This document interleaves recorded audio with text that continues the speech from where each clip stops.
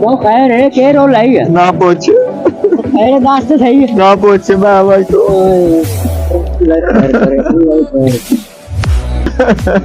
भाई वो सब पैर है क्यों रोता बैठा है ना पूछ यार बहुत की हो गई नहीं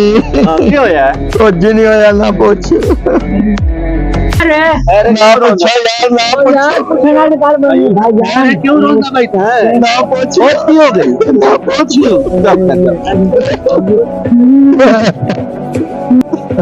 भाई सर जॉब करे ना तो सेनत की यार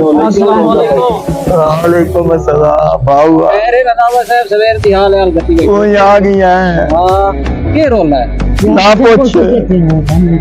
कौन नहीं सुन से नहीं ने भाव नदी का नहीं सुन से भाई रमजान असा बहुत कुछ आसान चलो भाई ये क्यों होता है ना पूछ तो काई तो दस मियां बंदा बंदे का दारू है तेरा कोई हाल कटने आए कमी दी हाल हाल गति बैठा की कर यार हम तो दस जा ओ मैंने मशूक धोखा दे गई है हंसदा क्यों पिया तू ओके मैं सवेर दा रोंदा बैठा तू हंसदा पिया ओके ये कोई काम है यार इस काम वास्ते उस्ताद न को उस्ताद